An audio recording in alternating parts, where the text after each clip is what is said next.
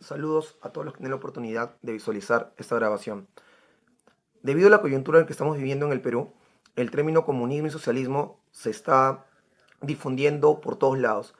La mayoría de veces, por lo menos en lo que he tenido oportunidad de escuchar, de una manera completamente distorsionada y sacada de contexto.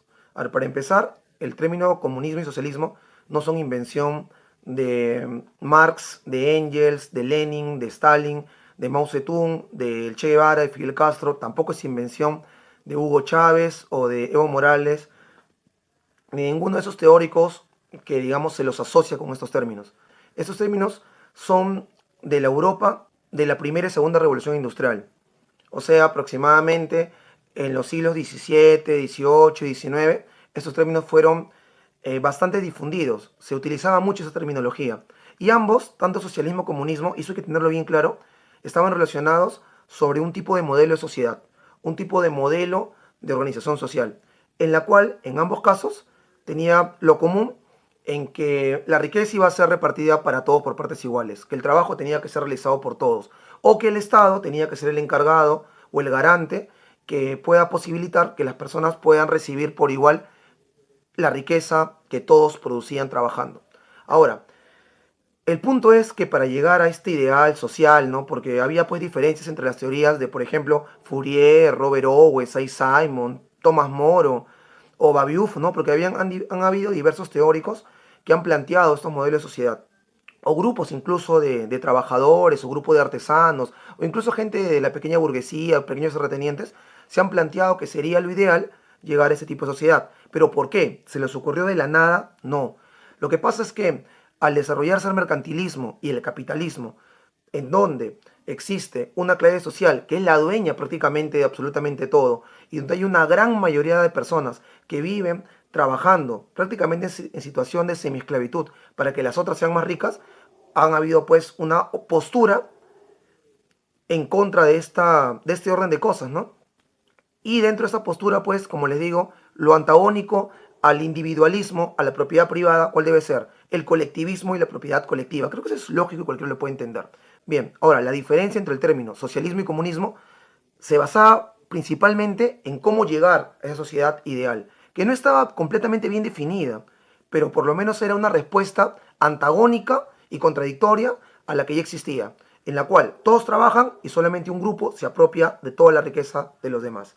Y esta gran masa recibe solamente migajas que le va a alcanzar para alimentarse y seguir trabajando. Habían dos maneras de llegar. Una manera era por la vía pacífica.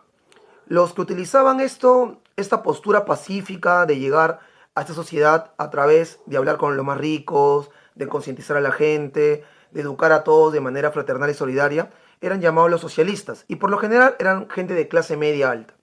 Ahora, por otro lado, los que planteaban que para llegar a esa sociedad socializada y comunizada habría que ejercer una violencia, una revolución, un golpe de Estado, una conspiración, un complot, una conjuración, eran los llamados comunistas, ¿no? Vistos como más radicales. Pero en sí, en sus inicios, estos dos términos pues estaban prácticamente entrelazados, ¿no? La única diferencia, entonces recordemos que para llegar al socialismo, vía pacífica, ¿no? La vía oficial, digamos, y la otra era una vía violenta, radical, ¿no? Digamos, de levantarse y rebelarse contra el orden establecido. Muy bien, hasta ahí estamos bien.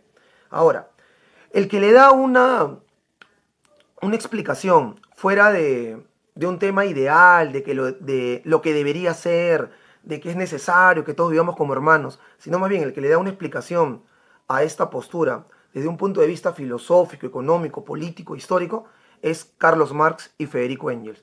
Ya, ellos no es que estaban en su casa encerrados con un libro, porque así lo quieren pintar, ¿no? Escribiendo, inventándose teorías.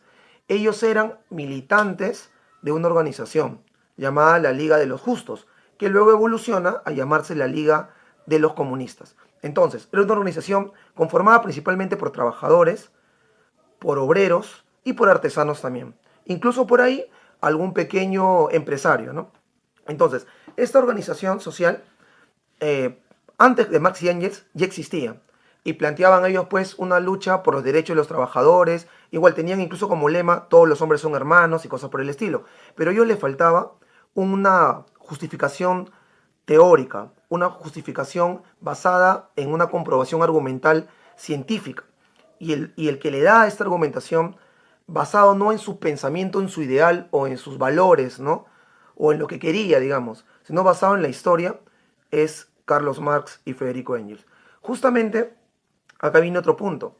Se plantea, muchos he escuchado que dicen, ¿no?, que el socialismo es una utopía, es un ideal, eso nunca va a pasar, es imposible que todo sea de todos, pongamos algo así, ¿no?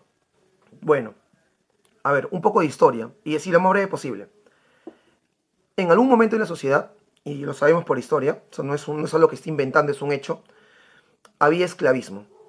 Entonces, un esclavo simplemente era un objeto más del amo. Imagínate esos esclavos viviendo encadenados, trabajando sin ningún tipo de remuneración, donde su vida no valía absolutamente nada. ¿Ya? Estos esclavos, imagínate que dentro de esos esclavos había por ahí alguno que decía, yo creo que es posible que en algún momento nosotros podamos tener nuestro propio pedazo de tierra y podamos trabajar libremente.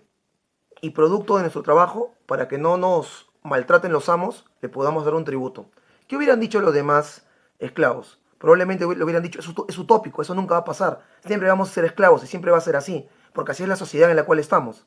¿Y qué pasó? Hubo rebeliones, revueltas, modificaciones, luchas, y al final la esclavitud, tal cual como la conocemos en la antigüedad, actualmente ya no existe. Hay esclavitud moderna, ¿no?, en diferentes modalidades, pero la esclavitud como estaba en el antiguo Egipto, como lo estaba en el Imperio Romano, actualmente no existe. Ahora luego, la sociedad pasó a un estado donde habían pues siervos, que no eran esclavos, pero sí estaban condenados a trabajar la tierra, el feudo de los nobles. Y pues ellos trabajaban, tenían para sí producto del trabajo y otra cantidad de su producción era entregado como tributo a los amos. Por ahí habrá habido pues algún siervo que ha dicho, ¿no? Oye, pero es posible que tal vez algún día podamos vivir sin dar tributo, podamos vivir de manera más libre, incluso podamos elegir quiénes van a ser los nuevos políticos o gobernantes.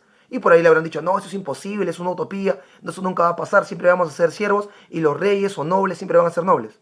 ¿Y qué pasó? Hubo revoluciones, hubo levantamientos, hubo enfrentamientos y, oh sorpresa, se cambió de sociedad, a la cual actualmente existe una minoría en el mundo entero que es la dueña de toda la riqueza, de toda la producción social, porque la riqueza es producto del trabajo humano. Entonces, hay un grupo de personas, es una minoría, pues, ¿no?, que es la dueña absolutamente de todo.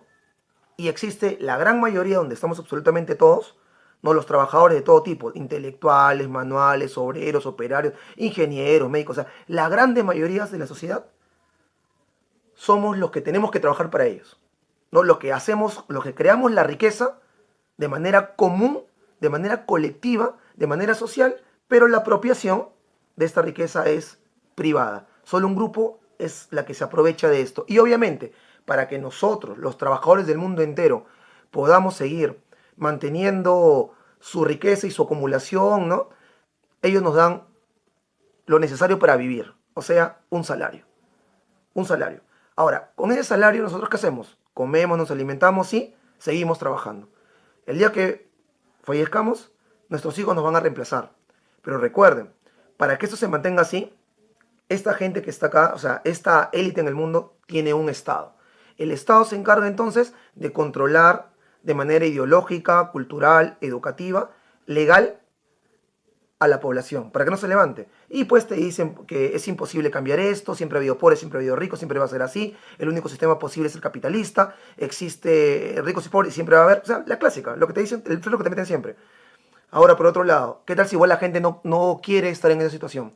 Si no se quiere rebelar contra esto. Porque claro, fuera bueno que solamente pues los que están en la élite te obliguen a trabajar, ¿no?, de una manera constante, pero no, pues ellos quieren ganar más, quieren maximizar las ganancias y por lo tanto que eso que implica mayor explotación, mayor presión para la gran mayoría, ¿no? Invertir menos y ganar más. Eso que genera que el trabajador cada vez gane menos, menos, menos y en un momento determinado, ¿qué hace el trabajador? Sin tener una ideología, sin saber incluso qué es comunismo, socialismo, ¿qué hace? Protesta, lucha, hay movilizaciones, toma de carreteras, eso es lo que pasa en todo el mundo. Bueno, si pasa eso, ¿qué hace este grupo? El Estado, a nivel mundial, ¿eh?, tiene sus fuerzas represivas. la policía y las Fuerzas Armadas. Ellos son los encargados de reprimir a la población que se levanta si es que esta población desobedece lo que el Estado plantea. Por eso Carlos Marx planteaba igual que los gobiernos de todos los estados modernos no son más que una junta de personas que administran los negocios de la clase empresarial o también llamado la clase burguesa. Por ese lado. Ahora, lo que estoy explicando no es invención mía, es tal cual lo que plantea Carlos Marx. Entonces, Carlos Marx en algún momento, desde su posición, de su teoría, hace una división entre lo que es socialismo y lo que es comunismo. Para Marx y Engels, los fundadores del socialismo científico, no hay esa distinción. Entiendan bien, no porque lees un manualcito de Martha Harnecker o de George Polixar, que son ya manuales hechos por gente estalinista o socialdemócrata. Estoy hablando del mismo Marx, la fuente directa. Marx plantea que existe, para llegar a ese comunismo que sería una sociedad en la cual, y eso hay que entenderlo bien, ¿eh?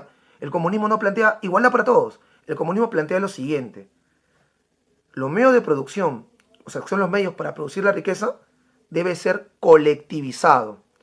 No hablan de quitarte tu casa, tu ropa, ¿no? O sea, o tus objetos que tú tienes para tu vida cotidiana. Lo que hablan es que los medios que generan riqueza, o sea, las fábricas, las tierras, los talleres, sean de todos. No del Estado. Marx no es estatista. Marx plantea incluso la abolición del Estado, igual que el anarquismo. Ahí hay una cuestión en común. Ahora, el ideal comunista plantea lo siguiente: los trabajadores organizados tienen que luchar por defender sus intereses. Tienen que generar un poder alternativo al poder que ya existe actualmente. O sea, si la burguesía, si los grandes empresarios, si los monopolios ya tienen un Estado, no importa en qué país hay, pero tienen un Estado que los defiende, entonces el pueblo, los trabajadores, tienen que también formar un tipo de poder, basándose en gremios, en organizaciones barriales, organizaciones sindicales, organizaciones comunales, provinciales, comunales. En Rusia estos se llamaban soviets, ese era el nombre. Por eso es la Unión de Repúblicas Socialistas Soviéticas, porque ni siquiera creo que la mayoría lo ha visto de dónde viene esa palabra.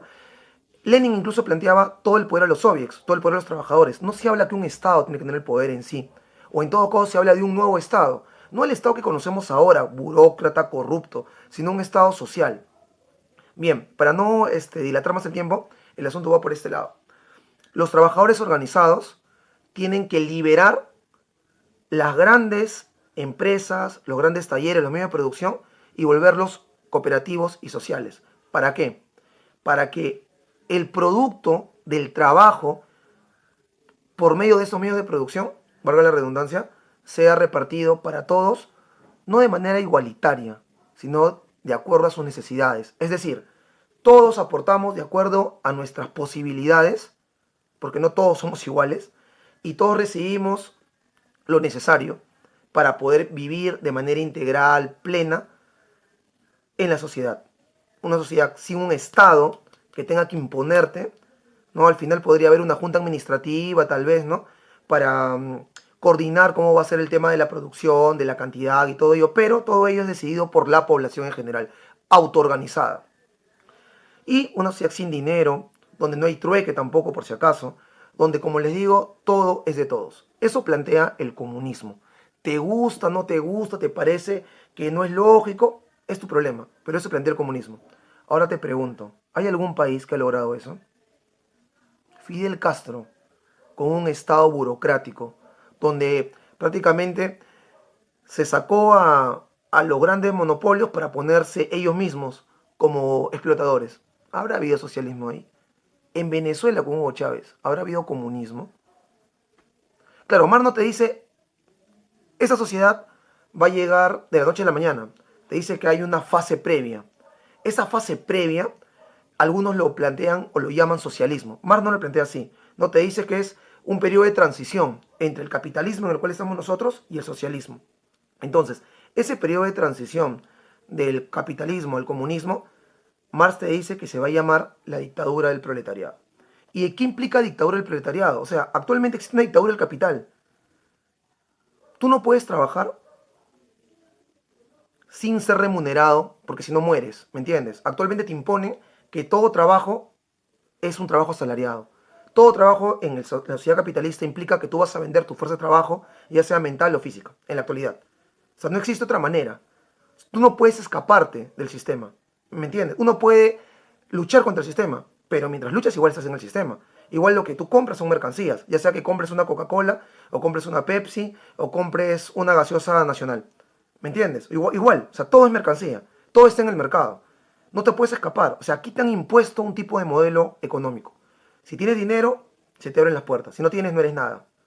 El que no tiene nada de dinero es una persona que está en la calle, como un paria, un lumpen, ¿no? Entonces, actualmente hay una dictadura, ¿no? La dictadura del capital, la dictadura del mercado, la dictadura de la mercancía, o incluso la dictadura del Estado mercantilista, porque, claro, tú no vas a decir, profe, pero en Estados Unidos no es lo mismo que en Cuba. No, pues, porque en Estados Unidos existe un Estado y también están las grandes empresas que controlan la economía. Y en Cuba hay un Estado que tiene más poder y controla también la economía, pero en los dos casos hay capitalismo económico. Hay plusvalía, hay dinero, hay producción mercantil y la población no controla los medios de producción, lo controla el Estado. Entonces, no porque votes aún a los ricos y pongas al Estado va a cambiar la sociedad, la esencia sigue siendo la misma. En ninguna sociedad hay comunismo, todavía. Marx plantea que va a llegar, o en todo caso, que la sociedad en la cual vivimos va a cambiar.